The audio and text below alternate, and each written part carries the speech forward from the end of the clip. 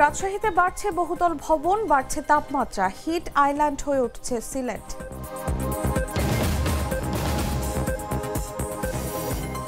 দুদিন পর ঢাকা ময়মনসিংহ মহাসড়কে বাস চলাচল শুরু, টাঙ্গাইলকে ঢাকা বিভাগে রাখার দাবিতে মহাসড়ক অবরোধ। রাকসু নির্বাচনের শেষ মুহূর্তে প্রার্থীদের তোড়জোড়, ক্যাম্পাস জুড়ে উৎসব মুখর পরিবেশ।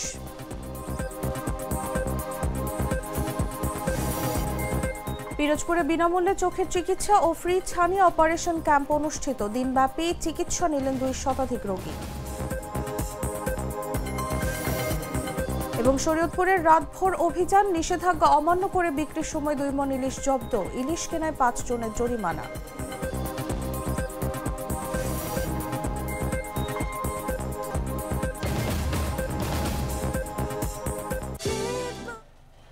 এতক্ষণ শুনছিলেন সংবাদ শিরোনাম। দর্শক, আমন্ত্রণ দেশ জুড়ে সংবাদে, সাথে আছি আমি Taslima Tithi. Treat chocolate, treat moment, sweet moment. চলে যাচ্ছি পুরো খবরে। রাজশাহীতে দিন দিন বাড়ছে তাপমাত্রা। গেল 52 বছরের রেকর্ডে এই জেলার তাপমাত্রায় নতুন রেকর্ড করে গত বছর। বিশেষজ্ঞরা বলছেন, ভূগর্ভস্থ পানির ব্যবহার ও সবুজ কমে যাওয়া এবং বহুতল ভবন বাড়ার কারণে গরম বাড়ছে, ফলে পরিবেশে বিরূপ প্রভাব পড়ছে। তাই গরম থেকে বাঁচতে চাই দ্রুত উদ্যোগ। সম্প্রতি প্রকাশিত এক গবেষণা অনুযায়ী এই তাপমাত্রা বৃদ্ধি শহরের পরিকল্পিত নগরায়ন, তাপমাত্রার আরামদায়ক অবস্থা এবং দীর্ঘমেয়াদী বাসযোগ্যতা নিয়ে নতুন করে উদ্বেগ সৃষ্টি করেছে। রাজশাহী আবহাওয়া দপ্তরের রেকর্ড অনুযায়ী রাজশাহীর ইতিহাসে সর্বোচ্চ তাপমাত্রা রেকর্ড করা হয়েছিল 1972 সালে 45.1 ডিগ্রি সেলসিয়াস। এরপর আর কখনো এত তাপমাত্রা ওঠেনি। তবে 2024 সালে ওই তাপমাত্রার কাছাকাছি গিয়ে রেকর্ড করে 43 ডিগ্রি সেলসিয়াস। বিশেষজ্ঞরা বলছেন, রাজশাহীতে বহুতল ভবন বাড়ছে, তবে সেই অনুপাতে জলাভূমি কমে যাচ্ছে, পাশের পদ্মাও শুকিয়ে যাচ্ছে। বালুময় পদ্মাতেও গরম বাড়ছে, ফলে এখানে একটি হিট চেম্বার তৈরি হচ্ছে। পাশাপাশি বৃষ্টি ও নদীর পানি ব্যবহার কমেছে, ফলে রাজশাহীতে গরম বাড়ছে।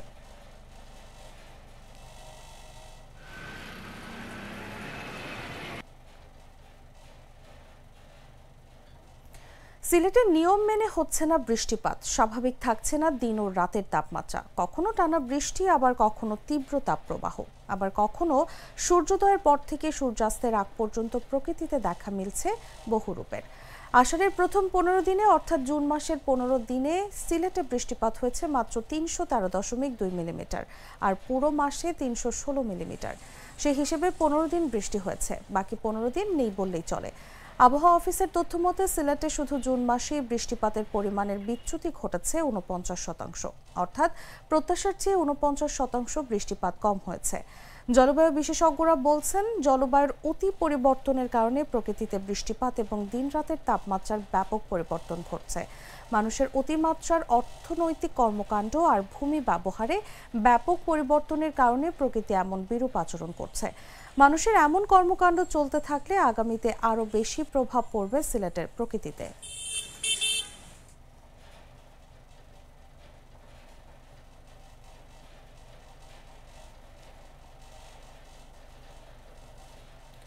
মহাসড়ক অবরোধ, পরিবহন শ্রমিকদের ধর্মঘটে 2 দিন বন্ধ থাকার পর ঢাকা ময়মনসিংহ মহাসড়কে বাস চলাচল স্বাভাবিক হয়েছে। বাস চলাচল শুরু হওয়ায় স্বস্তি এসেছে যাত্রীদের মাঝে।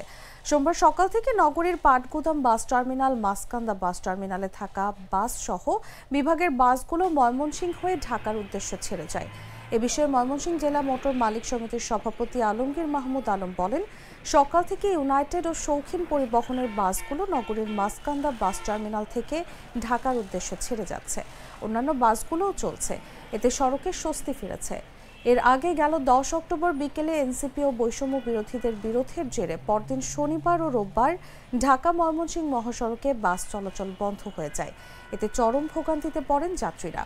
রোববার রাতে জেলা প্রশাসকের সম্মেলন কক্ষে জনদুর্ভোগ বিবেচনায় সংশ্লিষ্ট সকল অংশীজনের সঙ্গে আলোচনার মাধ্যমে পরিবহন ধর্মঘট প্রত্যাহার করা হয়। অভ্যন্তরীণ সমস্যাগুলো পরবর্তীতে আলোচনার মাধ্যমে সমাধানের সিদ্ধান্ত হয়।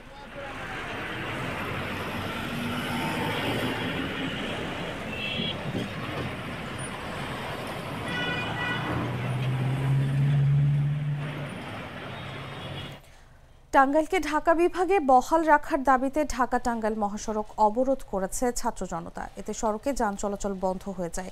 সোমবার বেলা 11:30টার দিকে যমুনা সেতুর গোলচত্বর এলাকায় অবরোধ করে বিক্ষোভ শুরু করেন তারা। পরে প্রশাসনের আশ্বাসে 12:15টার দিকে অবরোধ তুলে নেন অবরোধকারীরা। পুলিশ ও স্থানীয়রা জানায়, টাঙ্গাইল জেলাকে ঢাকা বিভাগ থেকে বাদ দিয়ে ময়মনসিংহ বিভাগের অন্তর্ভুক্তি করার প্রস্তাব সামাজিক যোগাযোগ মাধ্যমে ছড়িয়ে পড়ে। এর ফলে ফুঁসে উঠতে থাকে টাঙ্গাইলের মানুষ। এই জেলাকে ঢাকা বিভাগে রাখার দাবিতে বেলা 11টার দিকে মহাসড়কের গোলচত্বর এলাকায় অবস্থান নেয়। এ সময় তারা মহাসড়কে অবরোধ করে। এর ফলে সড়কের সব যানবাহন বন্ধ হয়ে যায়। পরে প্রশাসনের আশ্বাসে 12:15টার দিকে অবরোধ তুলে নেয় অবরোধকারীরা। আমরা অবরোধটা করেছি বেসিক্যালি সংস্কার কমিশন একটা প্রজ্ঞাপন জারি করেছে টাঙ্গাইল জেলাকে ময়মনসিংহের সাথে সম্পৃক্ততা করবে, কিন্তু আমাদের যে অবস্থান ভৌগোলিকভাবে আমাদের যে কর্মক্ষেত্র সবকিছু মিলে আমরা সবসময় ঢাকামুখী। ময়মনসিংহের প্রতি শ্রদ্ধা রেখেই বলছি আমরা তাদের সাথে যেতে চাই না। 2015 সালে এরকম একটা ঘটনা ঘটেছিল, তার প্রেক্ষিতে 2025 সালে এসেও আবার সেই একই ঘটনার পুনরাবৃত্তি ঘটছে। সেই জায়গা থেকে ইতিহাস ঐতিহ্যের সকল কিছুর দিক থেকে টাঙ্গাইল জেলাকে কোনোভাবে ঢাকার থেকে আমরা ময়মনসিংহে নেওয়ার জন্য এই সুযোগ টাঙ্গাইলবাসী দিবে না। তাদের যে শান্তিপূর্ণ ন্যায্য এবং যৌক্তিক যে দাবি রয়েছে, সেই যৌক্তিক দাবির সাথে প্রশাসন তাদের সাথে ছিল, তাদের সাথে আছে এবং ভবিষ্যতে তাদের সাথে থাকবে। আমরা আশ্বস্ততা তাদের করেছি, তারা আমাদেরকে বিশ্বাস করে, তারা আমাদেরকে কথা দিয়েছে তারা আর আন্দোলন করবে না। এটা তারা কর্মসূচি দিয়েছে যে 24 ঘন্টার একটা আলটিমেটাম, যে ডিসি মহোদয়ের কাছ থেকে তারা এটা নির্দেশনা চান, যে মন্ত্রণালয়ের মাধ্যমে তারা কথা বলে তাদের। পিরোজপুরে আলহাজ আব্দুস সোবহান ওয়েলফেয়ার ফাউন্ডেশনের উদ্যোগে বিনামূল্যে চোখের চিকিৎসা ও ফ্রি স্থানীয় অপারেশন কর্মসূচি অনুষ্ঠিত হয়েছে। সোমবার সকালে গ্রামীণ জিসি চক্ষু হাসপাতালের সহযোগিতায় শহরের সি অফিস সংলগ্ন ভাই ভাই মঞ্জিলে দিনব্যাপী এই ক্যাম্পের উদ্বোধন করা হয়। শুরু থেকেই এলাকার সাধারণ মানুষ, অসহায় ও দরিদ্র মানুষের ভিড়ে ক্যাম্প এলাকা মুখরিত হয়ে ওঠে। দিনব্যাপী এই ক্যাম্পে 2 শতাধিক রোগী বিনামূল্যে চোখের চিকিৎসা ও ফ্রি স্থানীয় অপারেশনের সুবিধা গ্রহণ করেন। অনুষ্ঠানে প্রধান অতিথি হিসেবে উপস্থিত ছিলেন পিরোজপুরের civil surgeon doctor Mohammad Motiur Rahman. তিনি বলেন, এই ধরনের মানবিক কার্যক্রম নিঃসন্দেহে প্রশংসনীয়। এতে দরিদ্র জনগোষ্ঠী বিনামূল্যে চিকিৎসা সেবা পেয়ে উপকৃত হবে। জন্য যারা এই উদ্যোগটা করছে তাদের ধন্যবাদ জানাই। গরিবদের জন্য যে উদ্যোগটা করছে তাদের জন্য আমরা অসংখ্য ধন্যবাদ জানাই। আব্দুল সোবহান ফাউন্ডেশনের মাধ্যমে যে উদ্যোগটা নেওয়া হয়েছে, আসলে এটা খুবই একটি সমাজ কল্যাণজনক একটি কাজ, এবং এই কাজটি সাধারণত এই পরিবারটি বিগত দীর্ঘদিন যাবৎ করে আসছে। গ্রামীণ জিসি সহায়তায় আলহাজ আব্দুল সোবহান ফাউন্ডেশন আজকের এই ক্যাম্পটি করছেন। আমরা আজকে আশা করছি 2 শতাধিক রোগীকে সহায়তা তারা দিবেন। আমি নিজে বিশ্বাস করি, আমি আমার মায়ের ছানি কাটাতে 84,000 টাকা খরচ করেছি। যদি অত্যন্ত একটি বড় হসপিটালে, তাহলে একজন মানুষ মিনিমাম 10,000 টাকা লাগতো। সেই জায়গা থেকে মানুষ উত্তরণ এই গ্রামীণ করেছে। গ্রামীণকে ধন্যবাদ। আমরা গ্লিটারের টুইন লেমন ও অ্যান্টিব্যাকটেরিয়াল ফর্মুলা বাসনকে চকচকে জীবাণুমুক্ত করে আমাদের দেয় গ্লিটার গ্যারান্টি। দীর্ঘ 35 বছর পর রাজশাহী বিশ্ববিদ্যালয় কেন্দ্রীয় ছাত্র সংসদ হল সংসদ সিনেটে ছাত্র প্রতিনিধি নির্বাচনকে ঘিরে পুরো ক্যাম্পাস এখন উৎসবমুখর পরিবেশ বিরাজ করছে। সকাল থেকে রাত পর্যন্ত জমজমাট প্রচারণায় মুখর একাডেমিক ভবন, আবাসিক হল, মেস ও আড্ডাস্থল। প্রার্থীরা দল বেঁধে শিক্ষার্থীদের কাছে ছুটে যাচ্ছেন, করছেন কুশল বিনিময়। নির্বাচনী আচরণবিধি অনুযায়ী প্রার্থী তালিকা চূড়ান্ত হওয়ার দিন থেকে ভোট গ্রহণের 24 ঘন্টা আগ পর্যন্ত সকাল 10টা থেকে রাত 10টা পর্যন্ত প্রচারণা চালানো যাবে। পুনর্বিন্যস্ত তফসিল অনুযায়ী আনুষ্ঠানিক প্রচারণা শুরুর পর মঙ্গলবার পর্যন্ত চলবে এই প্রচারণা। ক্যাম্পাস ঘুরে দেখা যায় প্রার্থীরা বিভিন্নভাবে শিক্ষার্থীদের কাছে পৌঁছানোর চেষ্টা করছেন। ইতিমধ্যে সামাজিক যোগাযোগ মাধ্যমে নানা ধরনের আকর্ষণীয় ভিডিও প্রকাশ করে ভোটারদের দৃষ্টি আকর্ষণ করতে দেখা গেছে। ক্যাম্পাসের বিভিন্ন পয়েন্টে প্রার্থীরা লিফলেট ও হ্যান্ডবিল বিতরণ করে শিক্ষার্থীদের কাছে ভোট চাইছেন।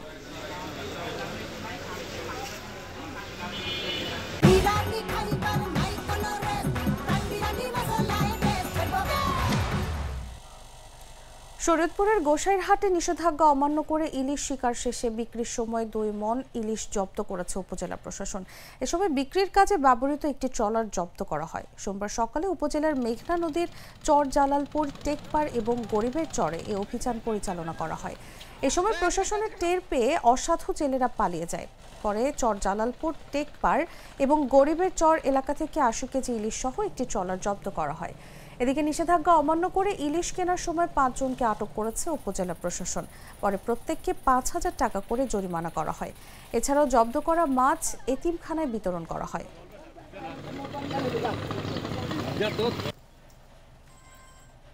দর্শক, সংবাদ শেষ করার আগে শিরোনামগুলো জানিয়ে দিচ্ছি আরও একবার। রাজশাহীতে বাড়ছে বহুতল ভবন, বাড়ছে তাপমাত্রা, হিট আইল্যান্ড হয়ে উঠছে সিলেট।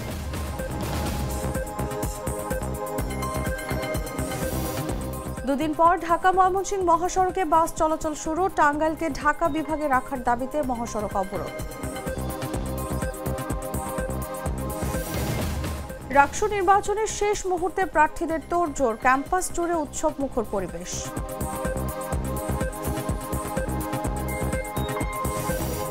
পিরোজপুরে বিনামূল্যে চোখের চিকিৎসা ও ফ্রি ছানি অপারেশন ক্যাম্প অনুষ্ঠিত, দিনব্যাপী চিকিৎসা নিলেন 2 শতাধিক রোগী।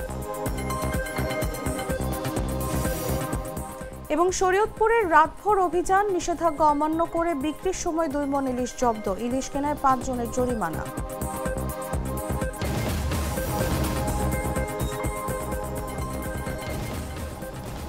দর্শক, এই ছিল দেশজুড়ে সংবাদে। এরপর দেখবেন সন্ধ্যা 7টার নিউজ। প্রতি মুহূর্তে সর্বশেষ খবর জানতে ভিজিট করুন jagonews24.com। ফলো করুন আমাদের ভেরিফাইড ফেসবুক পেজ এবং সাবস্ক্রাইব করুন জাগো নিউজের ইউটিউব চ্যানেল। ধন্যবাদ সবাই।